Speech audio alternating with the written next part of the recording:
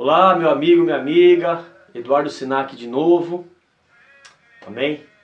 Queria trazer mais uma palavra para vocês, amém? Não é autoajuda, mas é ajuda do alto, amém? É do alto que vem o suprimento, é do alto que vem a palavra, que é a palavra do Senhor que nos transforma, que nos dá vida. É pela palavra que somos transformados e somos alimentados, amém? Queria compartilhar algo que está no livro de Lucas 15, né? Vai falar do filho pródigo, tá? Eu queria ler uma porção da palavra com vocês. Está em Lucas 15, no capítulo 11, diz assim: Certo homem tinha 2 filhos. O mais moço dele disse ao pai: Pai, quero que o Senhor me dê a parte dos bens que me cabe. E o pai repartiu os bens entre eles. Passando muitos dias, o filho mais moço, ajuntando tudo que era seu, partiu para uma terra distante e lá desperdiçou todos os seus bens, vivendo de forma desenfreada. Depois de ter consumido tudo, sobreveio àquele país uma grande fome e ele começou a passar necessidade. Então foi pedir trabalho a um dos cidadãos daquela terra, e este mandou para o seu campo a fim de cuidar de porcos. Ali ele desejava alimentar-se das alfarrobas que os porcos comiam, mas ninguém lhe dava nada. Então, caindo em si, disse: Quantos trabalhadores do meu pai têm pão com fartura, e eu aqui estou morrendo de fome. Vou me arrumar, voltar para o meu pai e lhe dizer: Pai, pequei contra ti e diante do Senhor. Já não sou digno de chamar de filho. Trata-me como um dos seus trabalhadores. E arrumando-se, foi para o seu pai. Vinha ele ainda longe, quando seu pai avistou, e lhe compadeceu dele, correndo, e o abraçou e o beijou. Amém? Até aqui. Glória a Deus. Eu queria compartilhar algo. Amém? Aqui ele está dando uma parábola, né? Jesus aqui ele fala uma parábola para os discípulos, que certo homem tinha um filho, tinham 2 filhos, né? E um deles pediu a parte da herança. E aí ele saiu e dissipou e acabou com toda essa parte da herança, com meretrizes, com bebedeira, com ostentação naquela época. Então ele dissipou todo o dinheiro. E veio uma fome naquele país, houve uma necessidade aí financeira, e ele viu que não tinha mais condição dele ficar naquela cidade. E ele arrumou um fazendeiro, um senhor ali, vamos dizer assim, um senhor ali que tinha bens ali, né? E cuidava de porcos. E ele foi trabalhar com esse senhor a fim de comer as alfarrobas, né? Dos porcos. E quando ele caiu em si, ele falou: Meu, eu tô aqui na lavagem, comendo comida de porcos. Os trabalhadores do meu pai lá comem melhor que isso. Tem pão, tem moradia, tem tudo. Vou voltar para casa do meu pai, né? Vou voltar para casa do meu pai. Vou dizer para ele: pequei contra o Senhor, me aceita como um escravo, como um servo. Porque ele estava acusado. E ele foi ter com o pai dele. E o pai dele, quando viu ele vindo na estrada, o pai dele abriu os braços, correu e abraçou e o beijou, né?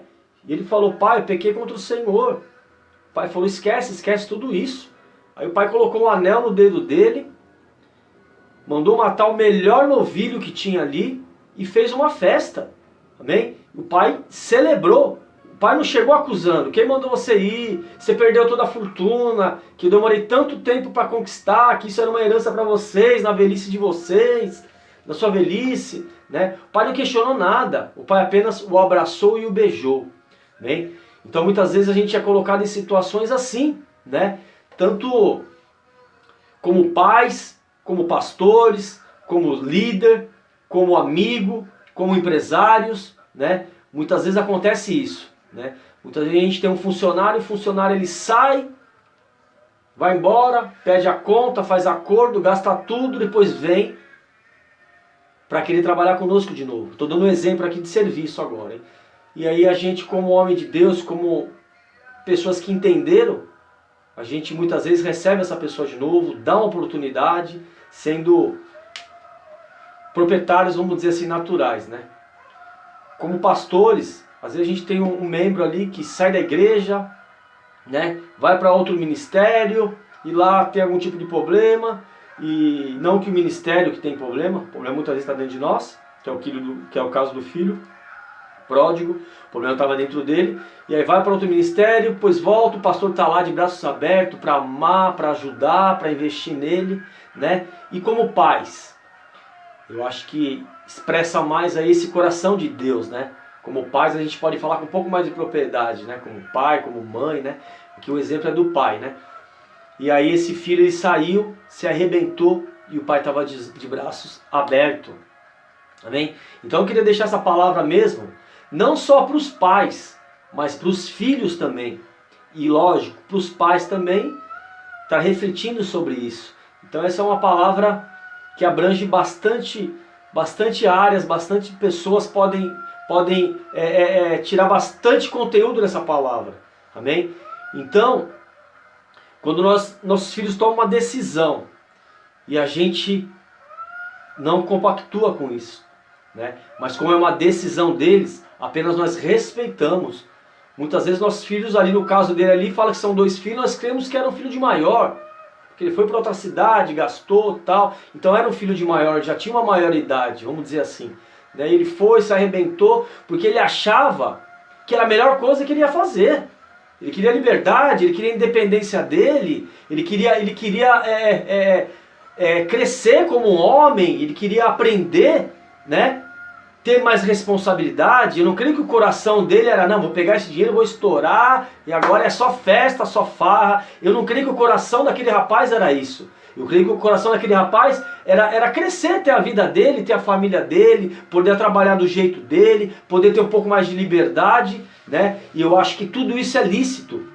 Na hora certa, é lícito esse tipo de liberdade, esse tipo de independência, esse tipo de crescimento é lícito. Então a pessoa cresce conforme o tempo, né? Eu não posso pegar uma criança com 1 mês de idade e começar a puxar as perninhas dela para ela crescer.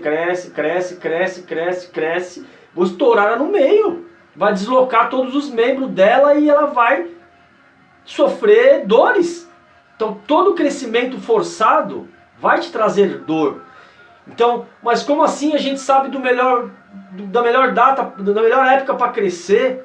Então, todo pai é autoridade constituída por Deus, né? Como toda autoridade, né? Médico conhece também, naquela área que ele pode estar tratando ali. Então o pai, quando o filho fala, pai, eu quero sair de casa, o pai fala, como assim? Calma. Ou você acha que quando ele falou pro pai dele, pai, eu quero minha herança? Aqui na Bíblia não vai falar, né? Não tem como descrever tudo.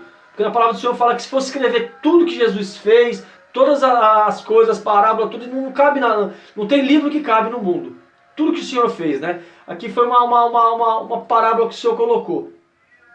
Então eu creio que ali ele sentou, conversou com o pai dele falou, filho, não é a melhor maneira, espera mais um pouco, logo nós vamos comprar aquela fazenda do lado, e você pode ficar naquela fazenda, espera, não é tempo, já tá vindo uma pessoa, você vai casar, você vai ter sua família, você vai ter sua mulher, né? E ali o pai, eu creio que o pai conversou com ele, o pai não falou, ele chegou pro pai e falou assim, pai, eu quero minha herança, o pai falou, tá bom, onde que eu assino? Não existe isso.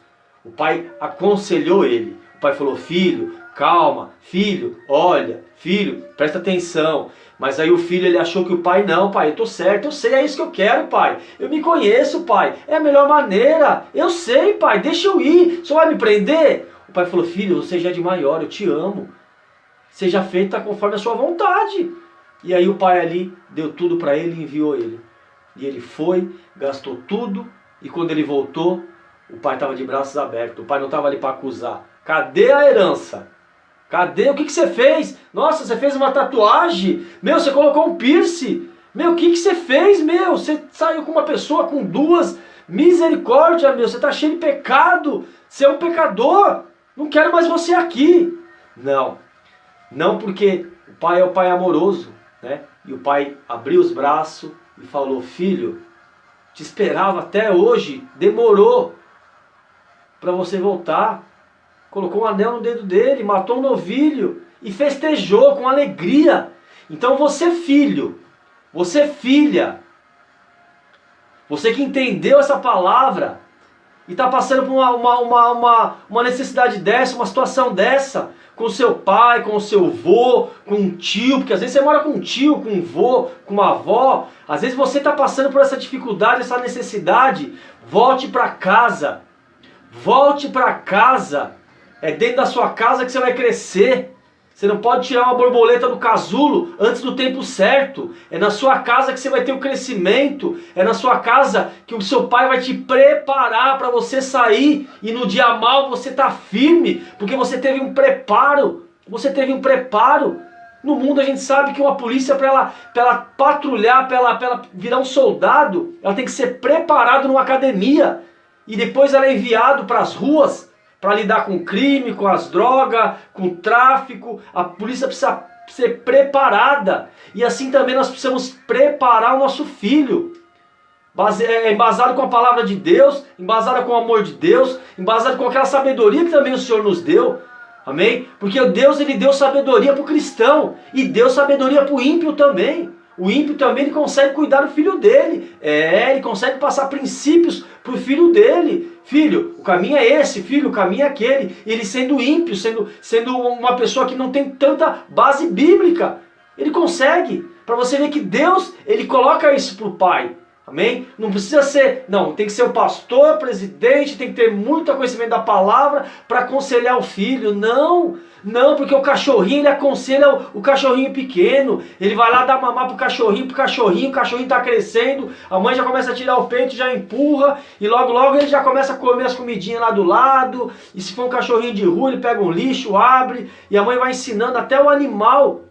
Ele entende que o pai está cuidando dele. Ele não nasce e já quer sair correndo lá. Tem que crescer os dentinhos, tem que crescer as garrinhas, para ele poder lidar com as dificuldades aí fora. Então, não pense que muitas vezes você está preparado, porque nós, como homem, que já tem filho, já temos neto, nós não estamos preparados ainda. Mas entendemos que Deus cuida de nós. Hoje eu não tenho meu pai que eu posso me aconselhar com ele, mas eu tenho pessoas que eu posso falar na minha vida.